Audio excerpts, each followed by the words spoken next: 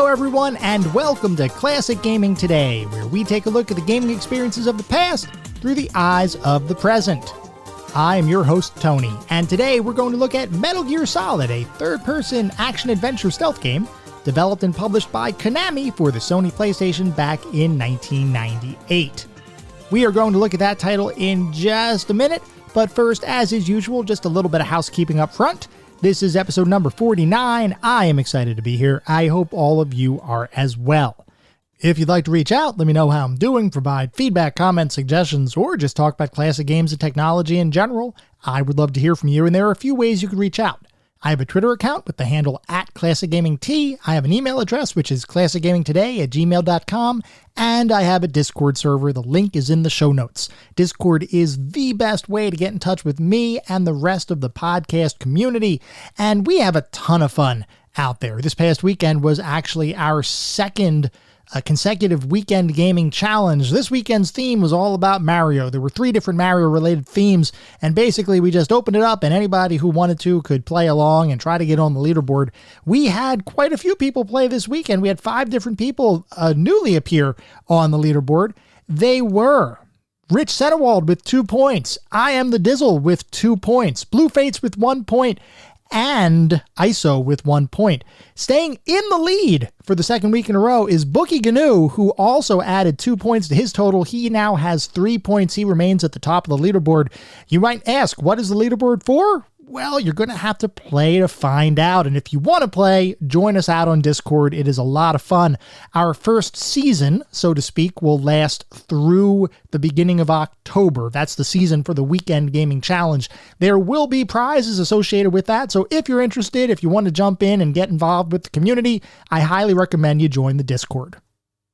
I should also mention that we also have a Patreon. That is patreon.com/classicgamingtoday. So if you want to get even more Classic Gaming Today, feel free to go out there and join one of the support tiers. You do get exclusive Patreon podcasts. You get Patreon posts out there. Now, granted, the Patreon is relatively new. We have our 3rd Patreon exclusive podcast releasing this upcoming Wednesday. But I am dedicated to this for the long haul, so whenever you feel inclined, or if you feel inclined, we'll be there when you're ready. If not, this show will remain weekly, and hopefully you're all enjoying it as it exists. But if you do want a little bit of more Classic Gaming Today, patreon.com/classicgamingtoday is where it's at. I do also want to give a shout out to our Pantheon of Classic Gaming Patreon members. These are the individuals that are supporting us at the Pantheon level. They are Rich Senewald, David Morton, and ISO. Thank you for your support. Thank you all for your support, and thank you for listening. I hope you all have as much fun with this as I do. For anyone who may be new, welcome. I just want to take a brief moment to go over the anatomy of an episode, because for the most part, all of our episodes follow a very similar format and structure. We will always start by talking about the history of the game in question, the historical context. Where does it sit within the overall spectrum of video and computer gaming? And then we go into a pseudo-review kind of section.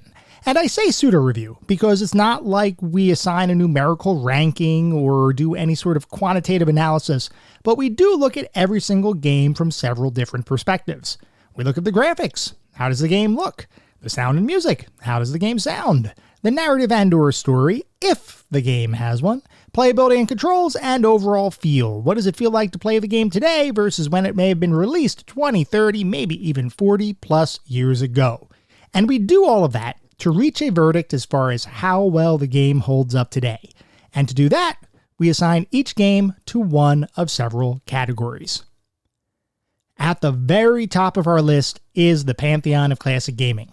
If a game reaches the Pantheon, you know it is that darn good. It is a certifiable classic. You should play it today. It hasn't even aged a bit. It is as good today as it ever was. Just beyond our Pantheon are our golden oldies.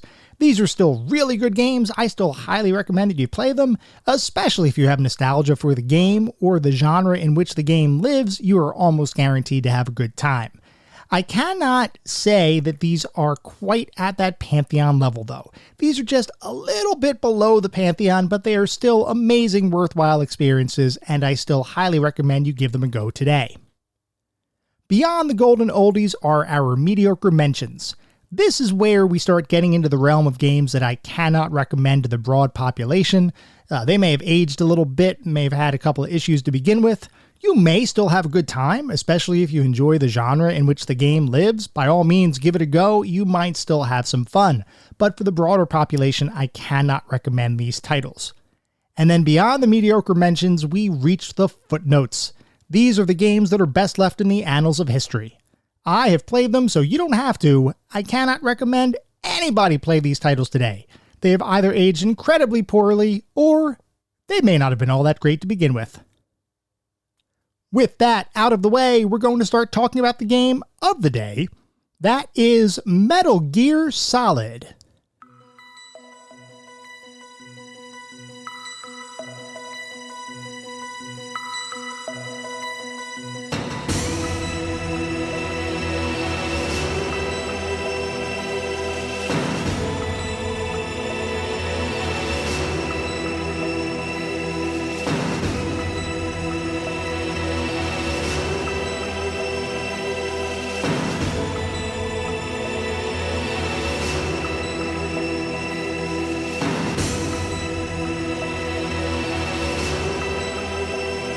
Metal Gear Solid is a third-person action-adventure stealth game developed and published by Konami for the Sony PlayStation back in 1998.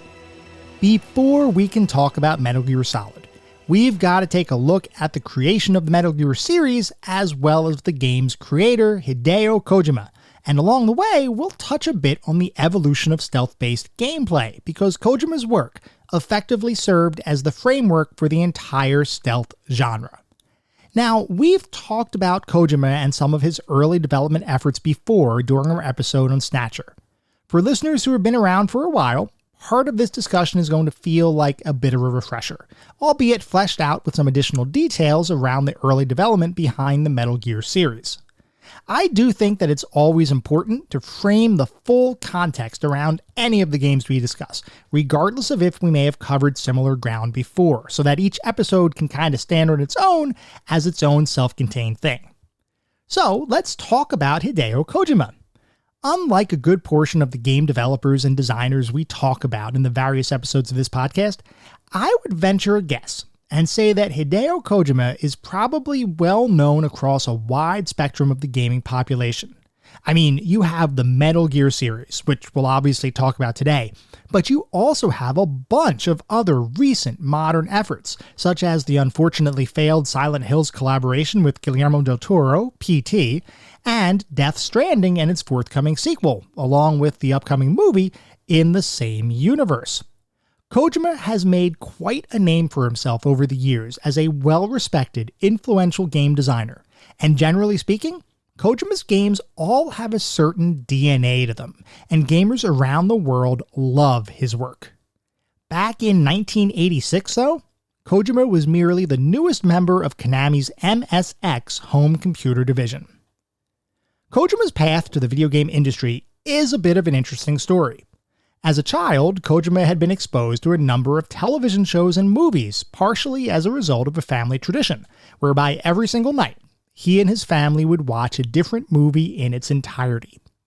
Any and all films were fair game, and Kojima and his parents experienced a wide variety of genres across their movie nights. These early experiences would greatly influence Kojima and instill in him a love of cinema.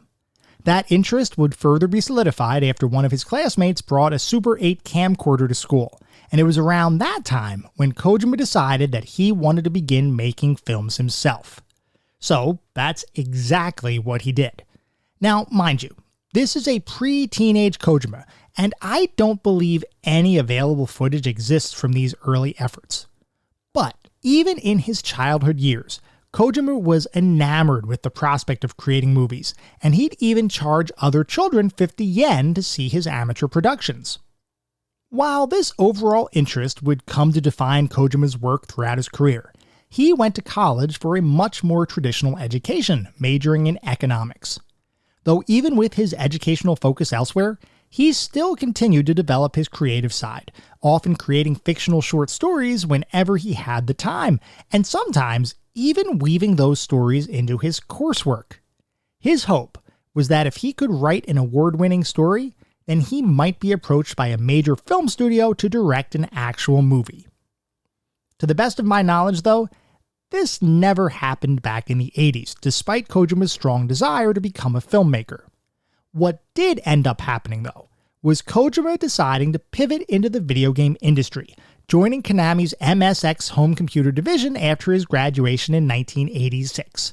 So let's talk about the MSX computer system, and also the general state of Japanese computers and consoles back in the early to mid-80s. Back then, and this goes beyond Japan, by the way, this is just the way computers were back then, there was a total lack of standards. This was pervasive across the entire computer industry. You did not have a standard computer set of hardware that every piece of software would run on. You had Tandies, you had Apples, you had various flavors of IBM, you had MSX in Japan. There were just so many different platforms of computers out there, and all of them, or at least most of them, utilized proprietary hardware and software. There were no real unifying elements, which meant if a developer was going to develop a game or a piece of software, he had to develop that software for pretty much every single platform independently. There was no real portability between machines. Nowadays, we still have that a little bit between the Macintosh operating system and the Windows-based operating systems, and then, of course, Linux as well. So it's not like that has completely gone away, but from a hardware perspective, most machines run on the same exact hardware, or at least the same hardware platforms. At least that's the way it is today. Back then, even hardware was different. It wasn't just an operating system level thing. Hardware itself was different between various computer platforms. The MSX in particular was a collaboration between Microsoft and the ASCII Corporation, which was originally a Japanese-based company that was a magazine publisher who quickly moved into the computer field, primarily as a Japanese licensee and distributor of Microsoft's products in Japan. The MSX computer was an attempt at creating a unified computer platform with wide compatibility across Japan's computer ecosystem, similar to what IBM would eventually do in the United States with their push for IBM-compatible PCs. The thought here was, if a piece of hardware or software was listed as having MSX compatibility, then it would be usable on any MSX-compatible system, regardless of who manufactured it. This was a pretty progressive marketing push, and it would prove to be popular with consumers. The MSX platform itself became hugely successful in Japan, with over 7 million units sold after its launch in 1983. The MSX would also prove to be popular with game developers, who quickly turned their attention to developing new and varied game experiences for the computer platform. Now, this was before Nintendo rose to prominence in the Japanese gaming market, so for a period of time after its launch, the MSX was the platform for game development in Japan. And coincidentally, that would be the platform that Hideo Kojima got his start in the gaming industry several years later.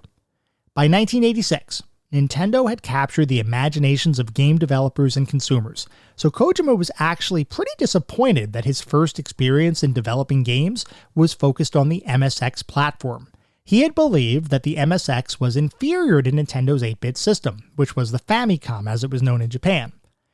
Just to provide a couple of additional details, the MSX could only display 16 colors at a time, which was pretty inadequate when compared to the NES.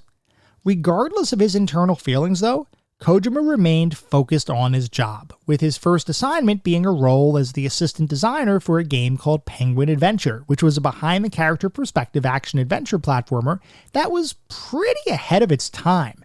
It actually offered a pseudo-3D experience, where you would have to traverse numerous and varied environments. You would have to dodge obstacles and defeat enemies, all en route to your eventual goal, which was to retrieve a golden apple to cure the princess of the Penguin Kingdom. And the ending of the game actually changed depending on your actions throughout your playthrough. Following the release of Penguin Adventure, and the recognition that Kojima was a talented designer, he was asked to take over the creation of a new game from a more senior designer at Konami, which was being designed as a fast-paced military combat action title that was being developed for the MSX2 computer system, which was the successor to the original MSX. That military action experience, is what formed the original foundations of what would become the very first Metal Gear game.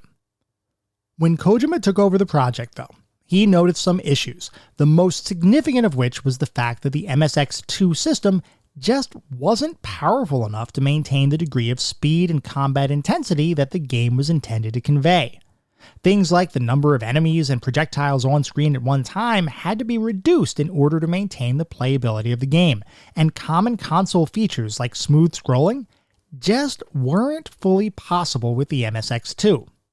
Kojima believed these limitations were detracting from the overall experience, so he decided to switch things up, de-emphasizing the fast-paced combat action and instead focusing on a more stealth-based gameplay loop where your goal was to secretly infiltrate an enemy base, all while avoiding detection by guards.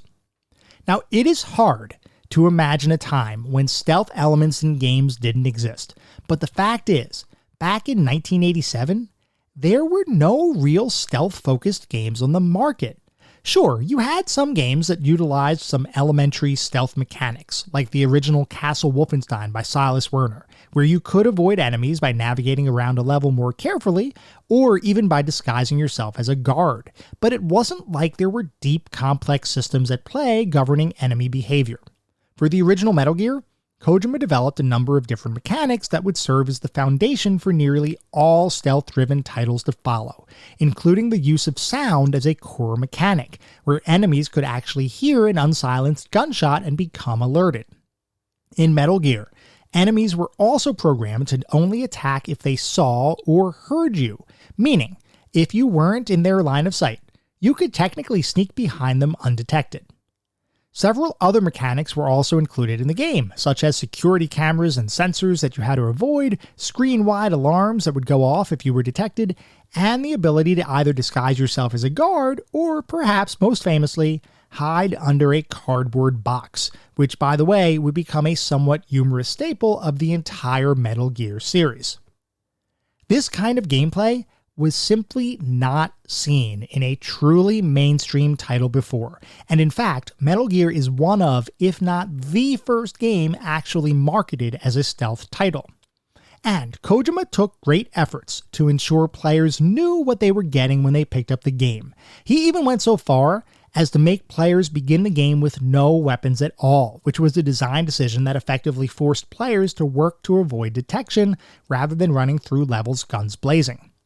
While you could acquire weapons over the course of playing the game, each of those weapons had a very limited quantity of ammunition, so even though you could try to play the game as more of an action title, it really wasn't an effective means of playing the game. If you were going to be successful, you were going to have to learn to be sneaky. Before we go on, I think it's important to talk about the situation involving the port of the original Metal Gear to the Nintendo Entertainment System, or NES. For anyone who has been keeping up with fairly modern gaming news, and by that I mean news from the last 10-ish years or so, you'll recognize that Kojima and Konami no longer work with each other, with Kojima leaving the company around the time that Metal Gear Solid 5 was sweeping a ton of game awards. Things had become so contentious between the company and Kojima that he was barred from attending any of the award shows around that time, with other individuals accepting awards on his behalf. Now, I don't know the whole story that led to Kojima's departure and falling out with Konami, but from the outside looking in, it certainly appeared to be contentious. I mention this because, even as far back as the original NES release of Metal Gear, there were some tense undercurrents between Kojima and Konami that made it feel, at least to me, that Kojima and Konami and that split may have been brewing for years. Now, we've talked about ports previously. We actually talked about ports a lot across the various episodes of this podcast. And a port is effectively where a game is created for a single platform, but then subsequently moved to another platform in order to broaden market reach and increase its player base. And, of course, also to make money. Many times, those ports are somewhat different than their baseline release, either because the new platform the game is being ported to has some limitations in comparison to the original platform, or in some instances, the new platform might actually have some new features that developers can take advantage of. As an example, during the CD-ROM boom of the early 90s, Many games were ported from cartridges and floppy disks to CD-ROMs in order to take advantage of the increased storage that CDs provided. So things like filmed sequences, better audio, and voice acting were added to serve to enhance that original experience. Looking in the opposite direction, many arcade titles from the 80s were technologically superior to games appearing on home consoles, using a wider variety of colors and better audio capabilities than what most cartridge-based games could deliver. So, when an arcade game was ported to a home console, that often included reducing the graphics or streamlining the audio to fit within the constraints of whatever home platform the game was getting ported to. Other times, though, a port is more of a reworking, with many elements changed not because of limitations or enhancements, but because someone simply wants to do something different. And this is exactly what happened with the port of Metal Gear from the MSX2 to the NES. Apparently, Konami provided a different development team with the source code from the original Metal Gear, and were then told to port the title to the NES by making it as different as possible from the original game. And by the way, this was all done without Kojima's knowledge, which to me is just crazy. Now, I know when you work with a company, they oftentimes own the intellectual property of whatever you create while you're employed with that company. But still, in this instance, it certainly feels shady the way Konami handled the situation, and it's pretty clear Kojima wasn't happy about it either, since he would eventually publicly disown the NES version of the title, claiming that it is not a valid entry in the core Metal Gear series. Anyway, the NES port of Metal Gear would be decidedly different than Kojima's version of the title, but it would be met with a fair degree of critical acclaim nonetheless, as was Kojima's original release. With the release of Metal Gear, a brand new game series would be born, and with it, Kojima's career really began to take off. With Metal Gear an undeniable success, Kojima was free to work on his next title for Konami.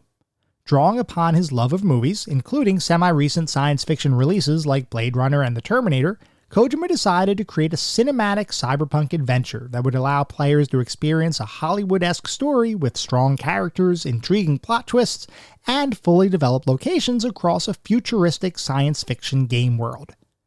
That concept would eventually evolve into Kojima's second title, Snatcher, which was a visual novel adventure game experience that, by the way, we talked about in depth during a prior podcast episode. We're not going to rehash all of that history here, so for anyone who may be interested, I would encourage you to check out that discussion. What I do want to mention, though, is that Snatcher served as a general evolution of Kojima's style, and with the genre switch to a more story-driven kind of game than his prior title, the opportunity was there for Kojima to deliver a more cinematic experience, and that is exactly what he did. Recall that Kojima had always had an interest in film, and one of his dreams was to become a filmmaker. Snatcher gave him the opportunity to experiment in cinematic techniques while still serving in his current role as a game director at Konami, and every chance he had, he was continuously injecting more and more film influences into the title, both from the perspective of story inspiration, as well as the way the story and overall narrative was revealed to the player. Snatcher would further prove Kojima as a talented game designer, though despite the talent on display and the cinematic quality of the story, the game wouldn't really sell all that well. Even with multiple ports and various versions, the game would fail to gain any sort of commercial traction, though in later years it would come back into prominence as a cult classic among gamers around the world, so much so that its popularity and reverence now is much greater than when it was originally released. After the release of Snatcher, Kojima began to consider what game to create next, though interestingly, his next title would come about as a result of a random conversation between him and a colleague. During that conversation, Kojima learned that a new title in the Metal Gear series, Snake's Revenge, was being developed by Konami for the NES. Konami had been impressed by sales of the original Metal Gear on the NES, despite the fact that Kojima hadn't been involved, and they decided to go off and make a direct sequel to that title, once again without Kojima's involvement, or in this case, knowledge. Kojima wasn't particularly happy when he found out that Konami was, once again, doing their own thing with something he originally created. So he decided that his next title would be a sequel to his version of the original Metal Gear. The NES would get its version of the game without Kojima's involvement, which was called Snake's Revenge. while the MSX2 in Japan would get Metal Gear 2 Solid Snake. As Kojima sat down to work on Metal Gear 2, he knew he wanted to continue to innovate and include additional gameplay elements in the title, so he enhanced the original game's stealth mechanics to include the concept of using noise to attract and distract guards intentionally, as opposed to simply making noise and having guards become alerted to your presence. Similar refinements included the creation of a 45-degree view cone for enemies, representing the visual field of view that they could potentially spot the player, as well as the addition of three-dimensional height as a core mechanic of the game, allowing players to hide under objects or crawl inside of vents in order to avoid detection. Metal Gear 2 would release in 1990, which was the same year as the NES game Snake's Revenge released, which sounds like it'd be confusing, but interestingly, each title was effectively region-specific, as the MSX2 version of the game was only released in Japan, and the NES version of the game was only released outside of Japan. It was definitely a strange situation, and a weird working relationship between Kojima and Konami, but it kinda is what it is. That's exactly the way things were going back then. Anyway, Kojima's version of the title would release to rave reviews, while Konami's Snake's Revenge would release to, well, not quite as favorable reviews. It wasn't universally panned, but in comparison to the MSX2 canon entry in the Metal Gear series, it just wasn't of the same caliber. Now, interestingly, Kojima himself provided some mixed messaging over the last 20 years as it relates to Snake's Revenge. In one interview that I read, he claimed that the game captured the spirit of the Metal Gear universe. In another discussion, though, at the 2009 Game Developers Conference, he's been quoted as calling it somewhat of a crappy game, and that's in quotes. He literally said, somewhat of a crappy game. And then even later, he retracted that statement, saying it wasn't in fact a bad game. I honestly don't know what to believe here, but I'm going to make an educated guess and say that Kojima's true feelings are probably somewhere in the middle, with corporate responsibilities of the time causing him to alter his messaging a bit. That is purely a wild guess on my part, knowing the way history has played out, so take that conjecture with a grain of salt. After the release of Metal Gear 2, Kojima would begin working on his next title, another adventure game in a similar style to Snatcher. This game, entitled Policenauts, will most likely be the topic of a future podcast episode, so I'm not going to go into too much depth on this one just at the moment. But what I do want to mention is how the development of the title and its subsequent ports would eventually impact the evolution of the Metal Gear series. When Kojima was developing Policenauts, his focus remained on the Japanese computer market. While his titles may have been ported to various consoles, his default development environment was still computers, and Policenauts itself was developed for the PC 9821 platform, which was similar to the MSX in that it was a Japanese-based computer that, at least as far as I'm aware, never made its way to any other countries. While Policenauts was in development, there were various discussions of which systems the title would be ported to, and one system the team had considered was Sony's PlayStation system, which hadn't been released yet, but it was a CD-ROM console that was just about to come to market. While Policenauts wouldn't be a native PlayStation creation, Kojima was highly impressed with the console, so much so that he decided that he would eventually work on a Metal Gear game for that system. He didn't know when that would happen, but he knew that he wanted to create a PlayStation game. Kojima's Policenauts would release to strong critical praise, and while it would never be officially released outside of Japan, there are various fan translations for different versions of the title that were created over the years to allow non-Japanese speaking gamers to experience the title. Anyway, with the release of Policenauts, Kojima turned his attention to his next project, which he fully intended to create for the 3DO platform. We've talked about it on prior episodes, but just as a refresher, the 3DO was more of a technology platform as opposed to a single manufacturer's console, meaning that multiple manufacturers like Panasonic and Goldstar could create 3DO consoles, and all of them could play games designed for the platform. There was, by the way, some strong hype around the console, and it had the backing of some pretty heavy hitters in the game industry, primarily Electronic Arts founder Trip Hawkins, who was also the driving force behind the entire 3DO platform. So it's really not hard to imagine why Kojima wanted to create his newest Metal Gear game for the console. But the fact is, the 3DO would never really catch on as a must-have console in the video game market, especially with Sega and Nintendo still being dominant forces and Sony's PlayStation releasing in Japan in late 1994. So Kojima decided early on that he would fulfill the vow he had made while creating Policenauts. Rather than release his new Metal Gear title on a Japanese computer system or the ailing 3DO platform, Kojima's new Metal Gear game would become a Sony PlayStation exclusive. And with that, work on the game that would become Metal Gear Solid truly began. Now you might be wondering why Kojima titled the game Metal Gear Solid rather than Metal Gear 3 or something similar. And honestly, I've actually kind of wondered that myself over the years. According to Kojima, the reason for dropping the sequel numbering from the game was because his Metal Gear games, those being the ones created for the MSX2 computer system in Japan, didn't really have any sort of distribution outside of that country.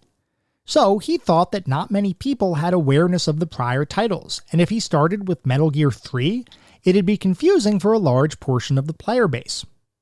Beyond that, he also wanted to draw a distinction between the NES Metal Gear games and his new game, because, like we were talking about, Kojima hadn't been involved in their creation at all, and as a result, he didn't really recognize any of the NES Metal Gear games as valid entries in the Metal Gear series. Metal Gear Solid was intended to be a sort of fresh start for the series, and a good starting point for everyone, regardless of whether they had awareness of the prior games or not. As far as providing that starting point, the team was intrigued with how they could harness Sony's new platform to deliver a compelling experience for players.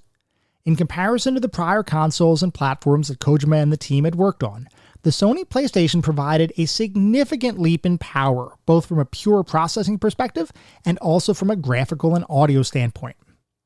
Beyond the pure power of the console, the PlayStation was also a CD-based system, and by the mid-90s, CD-ROM technology was becoming more and more pervasive, with nearly every console manufacturer jumping on the bandwagon, or in the case of Nintendo, completely faking that bandwagon out before jumping into a cartridge-controlled buggy. With all that power available though, Kojima outlined a few directives to the team. He wanted his new game to feature the highest quality graphics possible for the time, inclusive of three-dimensional perspectives. He also wanted the game to be as cinematic as possible, with the entire experience presented in such a way that the game would approach cinema-level quality. And thirdly, he wanted the game to be as realistic as possible while still remaining a fun experience. With those directives in mind, the team got to work on building the game. So let's turn our attention to the first item on Kojima's list, that being the graphics utilized in the title. The Sony PlayStation, as one of the newer consoles on the market, had some pretty powerful hardware for graphics processing, especially in comparison to the prior generation of 16-bit consoles and computer platforms. Kojima decided early on that he wanted the game to be as immersive as possible, and he thought one of the ways he could capture gamers' attention was to present the game entirely in a first-person perspective. The only issue was that 3D titles, and three-dimensional first-person shooters in particular, were still trying to find their footing around the mid-90s, and while there was a rapidly expanding list of games that had made the leap into 3 dimensions, there was still a ton of experimentation happening. Nowadays, there are some pretty standard ways developers use to create three-dimensional environments, and similarly, most games have fairly standard controls that players can utilize in navigating a first-person perspective three-dimensional space. Back when Metal Gear Solid was being created, none of that really existed.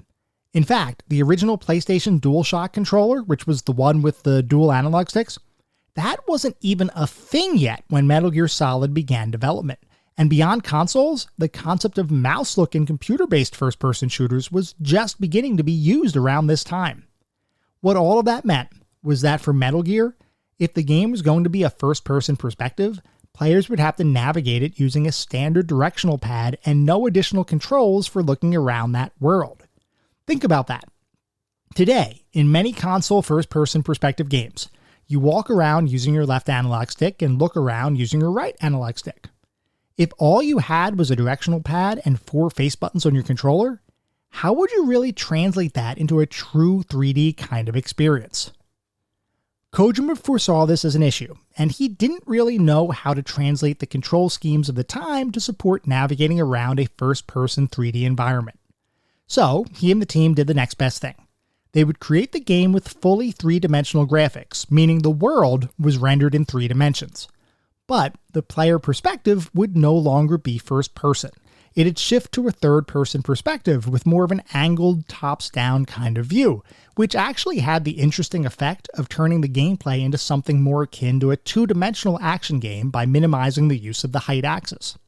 In other words, as you would navigate the game, you could move side to side, and you could move into and out of the screen along the depth axis, but other than a few sections of the game with stairs, there really wasn't much in the way of height-driven navigation.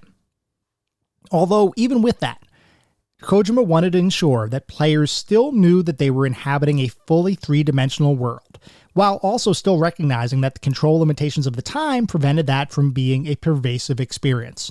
So, the team added the ability for players to transition to a first-person perspective anytime they wanted, although that first-person perspective was really only usable to look around the environment. Players couldn't move or take any other actions while they were in first-person mode, but regardless, it still served its purpose in convincing players that they were navigating a 3-dimensional space, even though the game's primary perspective and controls kinda felt a bit more 2-dimensional in practice. Creating the game world, though, would also prove challenging, as game engines around this time didn't have nearly the features that they have today, and trying to make 3-dimensional environments on those tools was both cumbersome and difficult. Even beyond the creation of the game world, camera control in 3-dimensional games was often a major issue, and I am sure that everyone out there has played at least a couple games where the camera was a source of frustration. Even today, some games simply do not have an effective camera system in place. I'm going to ask you a question. How many times has someone turned the corner in a third-person game only to have the camera zoom into a nearby wall as opposed to smoothly following behind your character? I know that I've had that experience plenty of times, and that's even on more recent titles. Back when 3D gaming was still being figured out, cameras were that much worse. For Kojima, though, the challenge was even more difficult because he wanted to create a truly cinematic experience, which meant that the camera system in Metal Gear Solid had to both ensure the player had a good view of the playing field, while also maintaining angles and movements that mimicked the very non-interactive experience of watching a film. In order to model out these camera shots and angles, Kojima turned to a very analog process, which was, interestingly, Legos. Kojima would construct environments using these Lego sets, using minifigures to take the place of characters in the game world, which then allowed him to visualize how certain camera angles would look within the 3-dimensional space, because he was actually creating parts of the game world in real-world 3D. Now, I think this is a really interesting approach, because it shows Kojima's ingenuity in circumventing the limitations of the game engines and development tools of the time. Of course, eventually all of those scenes did need to be created digitally in those tools that we talked about that were cumbersome and just not very easy to use. But because Kojima was able to visualize the camera angles and environments prior to that digital translation, it made the final in-game result much higher quality than it may have been otherwise. While the overall structure of the game world and the way the game was presented would certainly serve to heighten the realism of the experience, Kojima also wanted the game world itself and the interactions the player could take within that world to feel real. To accomplish that, the team spent time working with actual law enforcement agencies to better understand how real-world weaponry, explosives, and related equipment functioned, the thought being that if they understood the real-world equivalents, the development team would be able to better translate that realism into the game world. The development team even spent time going to shooting ranges to make sure that they could capture the feel of firing various weaponry in the game. That desire for realism extended beyond weaponry and even impacted the rest of the game world, as there were stories about how the team went so far as to design a bunch of in-game objects as standalone assets. Meaning, rather than design a single item like a desk and simply copying that same object wherever a desk might be needed, the team designed each object individually so that each desk would be distinct in its own way. Now, that's not to say that there was no object reuse across the game, but there was significant effort taken to make the world feel real, and doing so required a significant amount of detail and individuality to be added to many of the objects in the game. That attention to detail, by the way, extended to the character designs for the game as well, which were conceptualized by Kojima, but actually composed by a man named Yoji Shinkawa, who would end up working on pretty much every Hideo Kojima title from Policenauts on, and who is currently the lead artist and character designer for Kojima's production studio. In order to create the designs for each character, Shinkawa began by creating a series of detailed drawings, as well as clay models, and those models were then used by 3D artists to create digital models to use in the game. While there's not a ton of detail on the individual characters and their inspiration, I did see one tidbit that noted that Solid Snake, the game's main protagonist, had a physique based on martial arts actor Jean-Claude Van Damme, and a face based on Hollywood star Christopher Walken. I don't know that I personally see those similarities, but I do find it interesting to learn about what the inspiration was behind such an iconic character design. Turning our attention to music, Kojima originally envisioned a dynamic soundtrack where the instruments, tempo, and overall motifs would change based on the action happening on the screen, similar to what you might see in a standard movie soundtrack. This kind of approach to music was innovative for a home console, but it wasn't necessarily a brand new concept in the game industry. And actually, we've talked about this kind of thing before, primarily as it relates to LucasArts adventure titles and their iMuse system, which effectively allowed a tailored personal soundtrack to be created as a game was being played. Kojima wanted the same kind of thing for Metal Gear Solid, but unfortunately, the in-house music team at Konami couldn't implement that functionality in time for the game's release. Instead, the game would use a series of pre-recorded looping tracks that would play whenever certain actions occurred in the game. The soundtrack still changed based on the player's actions, but it wasn't really dynamically composed. It was more of a situation where individual pre-recorded tracks would be chosen, which meant that the music couldn't 100% be tailored for the experience of the player. Anyway, eventually the game would reach a point where it could be presented to the public, with the first gameplay video released for the 1996 Tokyo Game Show, followed by an updated video developed for the 1997 Electronics Entertainment Expo, or E3. Going into those shows, Kojima was hopeful, but didn't have particularly high expectations for a strong reception. What ended up happening, though, was exactly the opposite, as the entire gaming world took notice of Kojima's upcoming stealth action title.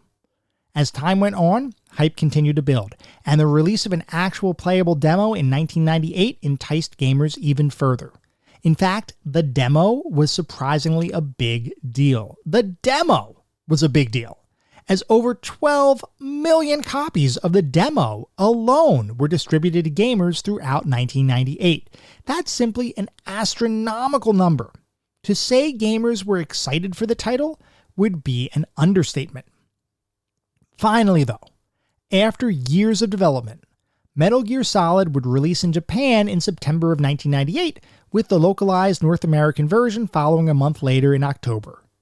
Upon its release, nearly everyone would fall in love with the title, and critics and players alike would praise the game's graphics, sound, gameplay, story, cinematography, and pretty much every other aspect of the game, with some reviewers even going so far as to calling Metal Gear Solid the best game ever made. Not one of the best, the best. It would go on to top numerous sales and rental charts, and would over the course of its lifetime sell over 7 million copies. It would also make its way to a number of best games of all time lists across the entire industry. Now that's not to say that there weren't any criticisms of the game, as there were some critics that felt that the game felt less like a game and more like an interactive movie or work of art. Contributing to that was the fact that the overall runtime of the title was relatively short. Overall though, Metal Gear Solid was an exceedingly well-respected title, and any critics that did complain were relatively few in comparison to the masses who absolutely loved the game. A number of different versions of the game would be released over the years that followed, including some that came bundled with additional training missions, new costumes, and even some difficulty modes, with perhaps most notably the version for the GameCube, which was called Twin Snakes, or The Twin Snakes, and that was effectively a remake of Metal Gear Solid with updated graphics and gameplay taken from Metal Gear Solid 2. Speaking of Metal Gear Solid 2, that would be the first of several sequels and spin-offs that spawned from the original game, with mainline entries going all the way through Metal Gear Solid 5, and pretty much all being highly acclaimed by both the critical and gaming communities. Beyond the games though, Metal Gear Solid would also be turned into a Japanese radio drama, a series of novels, and a comic book series. Its legacy, however, is more defined by how it changed the industry as opposed to releases in media within the context of the Metal Gear universe.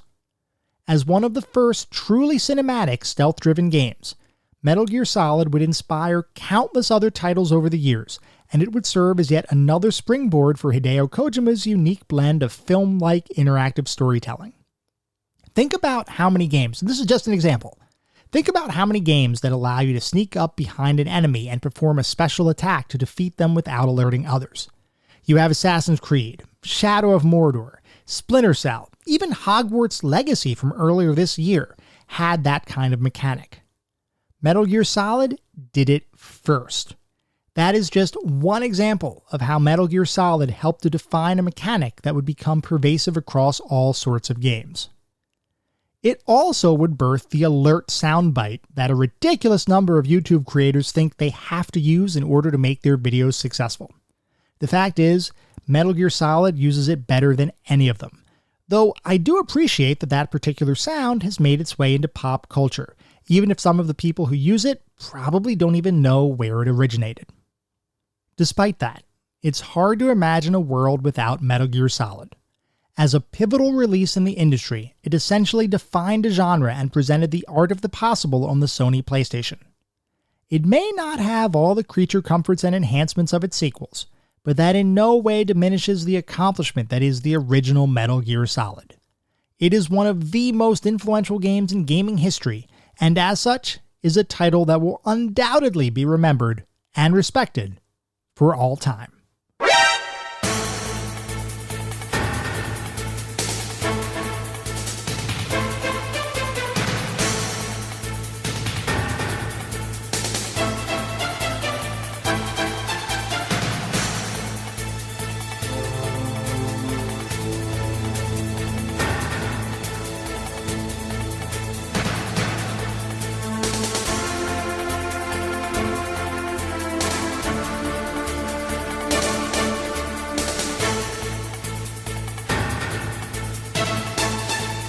We are now going to shift to start talking about what it feels like to play the game today versus when it was released just about 25 years ago. So, like we talked about, Metal Gear Solid is a third-person, sort of angled, tops-down perspective game, taking place in a fully realized three-dimensional environment.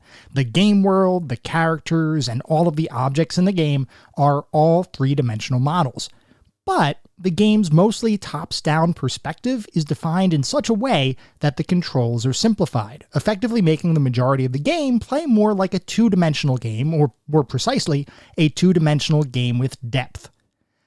Despite the perspective, there is definitely the feeling that you exist in a three-dimensional space. It's just that you don't have to worry about really moving in 3 dimensions, which served to simplify controls for the original directional pad-only PlayStation controller.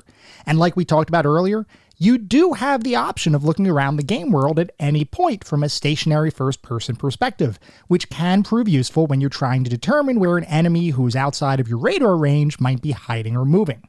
First-person view is also used automatically when you're in certain situations where it would be just impossible to see your body from a third-person perspective, like when you're crawling through a ventilation system, just as an example. So technically, the game can render first-person movement, even though it doesn't choose to do so, which I did find interesting. Basically, that first-person view is a very situational kind of thing. It's useful at times, but otherwise more of a novelty. Beyond the first-person view, you also have the ability to flatten yourself up against a wall, which serves to change the camera perspective into something more similar to an over-the-shoulder viewpoint. Though similar to the first-person view, the number of actions you can do from this position are pretty limited. These alternate perspectives feel like they're meant to encourage and support observation, more so than navigation or combat. And as you navigate the game world, you will quickly discover that the whole game is effectively a set of interconnected areas that make up the entirety of the complex that you'll be traversing. There are no levels per se, though each area or screen is a self-contained experience. Meaning, if you navigate to the exit of an area, enemies won't follow you, which is actually a good thing given some of the situations you may find yourself in. But now here is the interesting thing about how the game is designed. Like we've talked about, Metal Gear Solid is a stealth action game, and you can pretty much approach any situation from either a more cautious or stealthy perspective, or a more action-oriented standpoint, which honestly, just from my perspective, is not a great option, but it is there regardless. What the game wants you to do, though, is avoid detection, and each screen of the game is designed almost like a puzzle to be solved. Each area has a number of enemies and pathways to navigate, and most enemies move along a defined path, which means in order to avoid detection, you have to observe enemy movement and time your own movements to counter the enemy's navigation. When it works, you feel like an amazing super soldier spy. You do also have a radar minimap to help you with navigating around enemies, though that radar readout has a pretty limited range. Still, it is useful for monitoring enemy movement, and you can see where an enemy might be looking by observing the view cone that displays on your radar. Careful observation of which direction enemies are facing is essential if you want to sneak around, or perhaps if you want to execute a stealthy kill, which in this game involves coming up from behind an enemy and choking them until you break their neck. On occasion, you may also face a situation where you have to get by a guard or need the guard to move out of position in order to proceed, which luckily you can do by knocking on a nearby wall. In Metal Gear Solid, enemies can hear you, so if they hear that knock, they'll go into a sort of semi-alert state where they can scan the nearby environment for any threats. That distraction can give you the opportunity to slip by undetected and is definitely something that comes in handy. Or, if you're like me, despite your best efforts, you will be discovered. And if that happens, pretty much every enemy in the immediate area tries to swarm you in what feels like a constant, never-ending set of spawning waves. And actually, I don't think it just feels that way. I think they really are a never-ending set of spawning waves. And when you're discovered, just so everybody knows, your radar becomes jammed, which means you can no longer use your minimap to determine where enemies are coming from. Your only option, in this instance, is to either leave the area via an exit, which is why it's really good that each screen is a self-contained experience, or you can find a place to hide, like under a bed or a desk, and hope that no enemy finds you before they reset to their unalert state, which happens as a sort of countdown once you become hidden. So once you become hidden, the minimap or the radar readout kind of shows a countdown to show when an enemy or when the set of enemies will become unalert. And once they become unalerted, your radar will reset and you go back into what is effectively sneaking mode. Though if someone does find you before that countdown is done, the whole process resets itself and more enemies spawn and start swarming you until you can find another hiding place. If you do find yourself in a firefight because you're discovered or you're just not that great at stealth like me, the good news is that you have access to a variety of guns, grenades, and gadgets to help you survive. Gunplay in this game, though, is pretty limited. You can effectively aim in a certain direction and fire. There's not really a way to target a specific enemy with any degree of finite accuracy. You basically point in the direction of an enemy and you shoot. The game does seem to have a form of aim assist, though, and that does help compensate for the lack of a more accurate targeting mechanic. And it's a really good thing that aim assist exists because sometimes actually hitting an enemy you're shooting at, unless at very close range, can be just a little bit tricky. You also have the option of engaging in hand-to-hand combat with any of the enemies that might be swarming you, but that's almost like a last resort kind of option, because your fist can only knock an enemy out temporarily. You can't really kill enemies without using a weapon. Though, as part of that more close-quarters combat kind of system, you do also have access to a throw move that can both disrupt an enemy's attack, as well as create a little bit of space for you to maneuver away. If you're lucky, you'll be able to remain in stealth mode wherever possible, though there are certain sections where stealth is not an option, which happens most notably during the various boss fights you'll encounter throughout the game. Most of those boss fights are designed really well, but there is one in particular that was incredibly innovative in its mechanics, and I'm talking, of course, for anybody who may have played the game, about the Psycho Mantis fight. For anyone who hasn't played the game, though, let me explain this one. Psycho Mantis is one of the bosses in the game, and he has the ability to read your thoughts, which in this case means the inputs you use on your controller. This means that hitting him normally is nearly impossible. The game is designed to use an unfair level of artificial intelligence for this fight, which basically means literally reading your inputs from the controller. But it turns out there's a trick. Actually, there's two tricks, and we'll get to that in a moment. But Psycho Mantis' abilities only extend to the first controller port. So if you swap your controller to the second port, he can no longer read your mind, and you can actually attack him, as he laments about the fact that he can no longer anticipate your moves. Seriously, what a genius mechanic to include in a game. And oh, by the way, let's say for some reason you can't swap controller ports easily.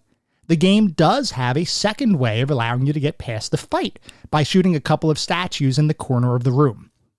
Even better, the game will detect when you're having some difficulty and will send you a message to nudge you along in the right direction, which starts pretty subtle, but eventually pretty much gives you the solution to whatever the puzzle is or whatever the encounter is that you're having difficulty with. And by the way, those messages, it's not just a pop-up hint system kind of thing. It is truly integrated into the overall game world. You'll receive messages from different characters via your codec, which is sort of like a video walkie-talkie kind of device. Normally, the codec is used to advance the story or to interact with various individuals helping to oversee your mission. But it also serves as a pseudo-hint system, which I thought was an excellent way of building hints organically into the game world without breaking the immersion of the experience. And let me tell you, beyond the gameplay, the cinematic style across the entire experience, and we're going to talk more about that in a little bit, inclusive of all of the camera angles, cutscenes, the story, the voice acting, pretty much everything in the game really does make you feel immersed. Before we go on to talk about the more specific aspects of the game, I do want to take a look at what the back of the box, or in this case, jewel case, says, because, as you all know, I love looking at the back of the box. I really enjoy learning how different companies marketed their titles, and in the past, not necessarily around 1998 time so much, but before that, we didn't really have much to base our buying decisions on in stores, so the box was pretty much what you were going to get. 1998 is around the time where we started to get more information or had more readily available information, so most of the time when we're in the store at around that point, if it was a fairly popular or we expected or the game companies expected the titles to be popular or sell well, we probably already knew about it. But regardless, I still want to look at the back of the box for Metal Gear Solid because, what the heck, I just enjoy it. So, for Metal Gear Solid, the back of the box says, "You are Snake, a government agent on a mission to regain control of a secret nuclear weapons base from terrorist hands." And there's a couple of confidential files here. Lightly armed and facing an army of foes, Snake must avoid firefights in order to survive. If Snake can locate them, he can utilize advanced hardware ranging from silenced pistols to ground-to-air missiles. Enemies react to sight and sound, so stay quiet and stay in the shadows. State-of-the-art graphics, textures, transparencies, models, and explosions. Taut, gripping story with multiple endings. A truly cinematic experience. And then there are a bunch of images on the back of the box, including, most notably, Meryl, who is one of the characters in the game, her codec number. So the way the codec works, and I'll deviate from the back of the box a little bit just because this is on the back of the box. The way the codec works is it all operates on frequencies, or frequencies that you can actually put into the game. Sometimes the game gives you those frequencies directly, and then you have a quick menu that you can pick who you want to talk to. At a certain point in the game, you will be told, hey, you got to contact Meryl, and her codec number is on the back of your CD case. And then you have to look at your CD case, you get the codec number, and you go off and you can contact her. I thought it was really cool that they integrated that into the game, and I know it probably wasn't a form of copy protection, so to speak, but it kind of felt like the old school copy protection that would be used in games from the past. For anybody who may not know, before there were all of these different copy protection mechanisms where we had digital games where you have to be signed in order to actually play them, the way that most game companies would do any form of copy protection is they would have some sort of question or some sort of code that could only be deciphered if you used your instruction manual or any of the materials that came with the game. So with that in mind, it was an attempt to stop piracy, because the thought was if you got your software simply copied from somebody else, you wouldn't necessarily have the materials that came with the game. So this felt kind of like old school copy protection. I'm sure it wasn't meant to be. It was probably just meant to be a cool thing that tried to integrate a real world object with the in-game kind of situation, but it still felt that way nonetheless. Regardless of that fact, the back of the box for Metal Gear Solid looks great. It really is intriguing. They don't give too much away. They just basically say, hey, this is a cinematic experience. You're going to be dealing with a ton of different situations, and it really sets the stage for your adventure to come. I liked it. I would have definitely bought the game had I seen that, and by the way, I did. So I did buy the box, or I did buy the game, rather. It was very effective at its time, or in its time, to at least rope me and around 7 million other people into buying the game. We're now going to start talking about the more specific aspects of the game. We're going to start by talking about the graphics. For the time, Metal Gear Solid's graphics were incredible and were likely some of the best graphics available on the PlayStation. Today, well, it's a little complicated. The PlayStation was a great console, but one thing it didn't have was the concept of texture filtering, which is a process where textures are smoothed out to eliminate the pixely kind of visuals that were prevalent around this time in early three-dimensional titles. The first time texture filtering would actually be used in a home console is the Nintendo 64, and anyone who has ever played a Nintendo 64 title knows exactly what this is. Look at pretty much any N64 game, and you're not going to see a single square pixel in sight. What you will see, though, is a sort of smeared texture on pretty much every object, which, if we're talking about primary colors like most of Mario 64's world, can still look pretty great. Anything more detailed, though, and you get a situation that many people have described as looking like Vaseline was smeared across your television. The PlayStation, though, didn't have texture filtering, so it avoided the smeared, blurry kinds of color look that many N64 titles had. But in its place, it had graphics that can best be described as pixelated, or in the case of Metal Gear Solid's characters, just lacking in detail. Now let me be clear. In 1998, Metal Gear Solid looked amazing and realistic. But its graphics are decidedly a bit lacking when looked at from a more modern perspective. Now that doesn't in any way detract from the experience, but it does warrant a mention. So the visuals, just a bit lacking, but really they're simply a function of the time the game was created and the technological constraints around that time. The other aspect of the visual presentation that we need to talk about is the cinematography of the title. And the fact that we have a game where we're talking about cinematography and not just cameras or viewpoints should give you a clue that this title is not your traditional action game. In short, Kojima used numerous film and framing techniques to create a visual environment where, in many situations, you felt like you were starring in an awesome spy action movie. Kojima's cinematic flair really shone throughout the game, and his efforts absolutely elevated the title above its contemporaries. This was a true cinematic experience. Moving on to the sound and music, the music in this game was absolutely perfect, and presented the perfect blend of subtle tension and action-driven beats to create an auditory environment that feels like a true cinematic adventure. The music is so good, but it never overpowers the rest of the game's elements. It just blends perfectly with the action, or in some cases lack of action, on the screen, depending on how much stealth versus combat your particular playthrough is leaning towards.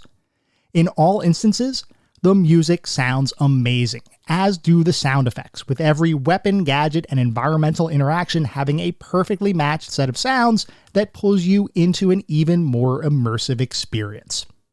Beyond the music and sound effects, I would be remiss if I didn't mention the voice acting, which is, for the most part, really good.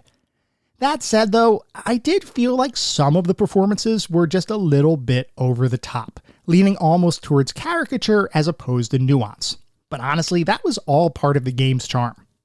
Special mention, by the way, must go to David Hayter as Snake, a performance that perfectly captures the gruff super soldier vibe that Snake's design was going for.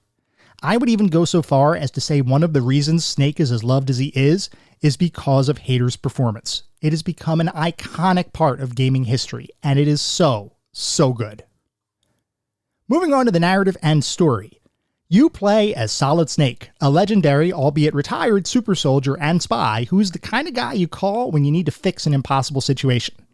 Metal Gear Solid is itself a continuation of sorts from the original MSX2 Metal Gear and Metal Gear 2, So by the time we join Snake here, he's already experienced those adventures, even though many of us in America never did.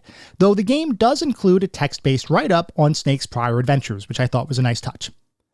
In Metal Gear Solid, Snake has been tasked with coming out of retirement and infiltrating a nuclear weapons facility that has been taken over by a genetically enhanced Special Forces team named Foxhound. Foxhound is threatening to set off a series of nuclear weapons unless their demands are met, which includes both a large sum of money as well as the return of the remains of Big Boss, the prior leader of the unit, and someone who has a very significant tie into the underlying lore behind the entire Metal Gear series. Snake's mission is to neutralize Foxhound, prevent the launch of the nuclear weaponry, and, hopefully, live to fight another day. I'm just going to put it out there right away. This story was epic in scope and delivery, and it represents perhaps the most cinematic narrative in gaming, at least as far as 1998 gaming is concerned. It set a new standard for story delivery and cinematic technique in video games, and as such, has influenced a ton of titles that followed it. It is almost universally a perfect experience. That said, I do have to call Kojima out on his tendency to do large story dumps as bad guy monologues near the end of a game. We saw this in Snatcher, where the final act was pretty much an hour-long cutscene. And we see it again here, where the penultimate section of the game features a long narrative dump that, while excellent, still warrants a mention as a game segment that slows momentum just a bit. It is not nearly as egregious as Snatcher's third act, but it is something to consider. There is a long bad guy monologue that, like I said, it's good, but it's kind of like, okay, Kojima, yes, here's your bad guy monologue that was in literally every action movie from the time or even before that. So I get it. It's a cinematic thing. Like I said, it's good. Just, I have to keep mentioning it because it's just a staple of Kojima's philosophy, so to speak. Otherwise, though, I loved the story. I absolutely loved it.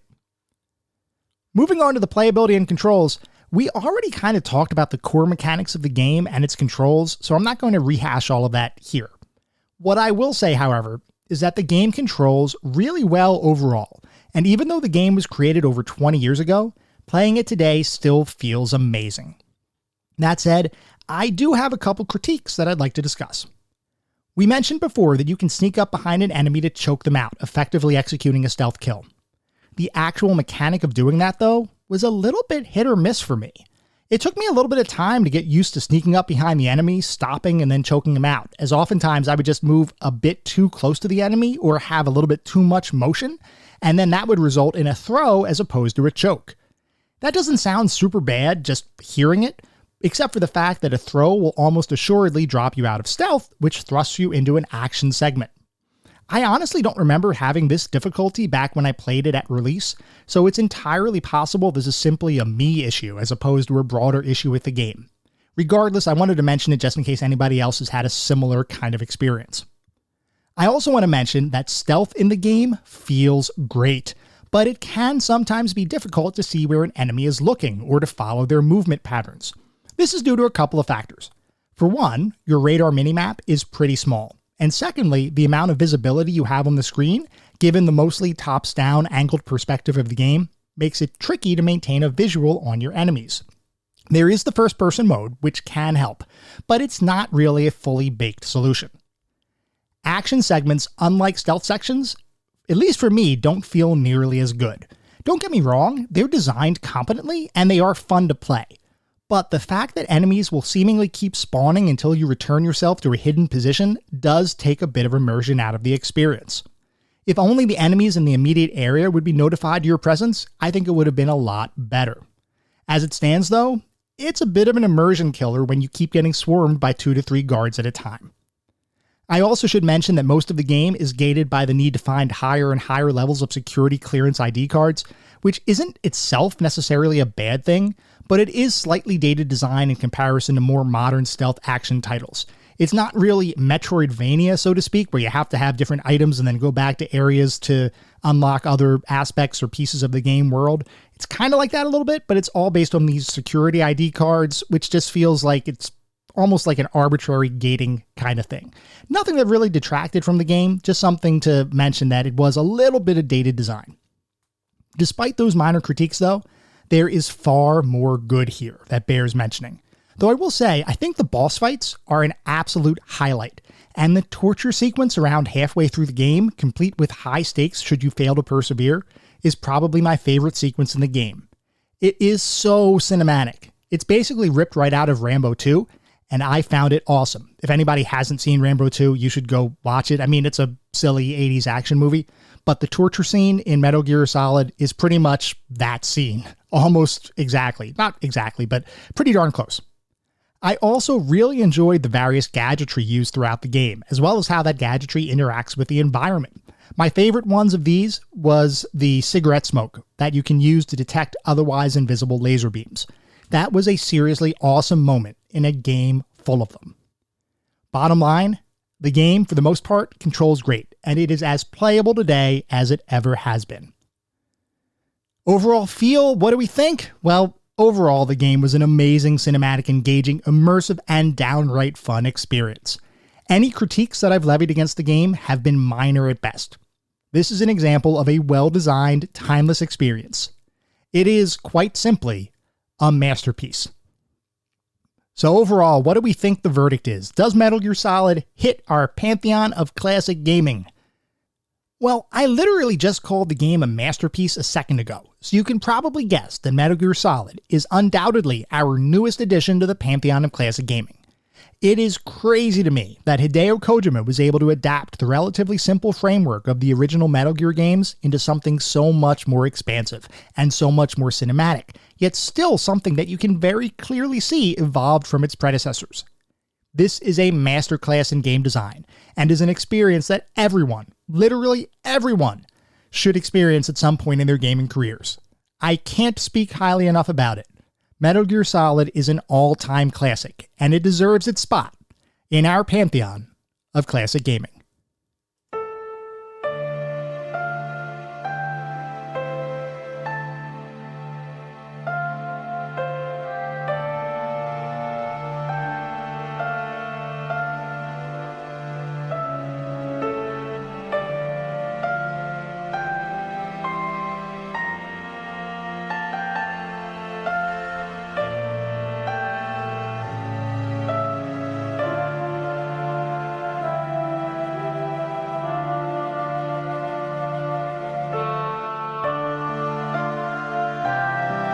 That was our episode on Metal Gear Solid. I hope you all enjoyed listening to it as much as I enjoyed creating it.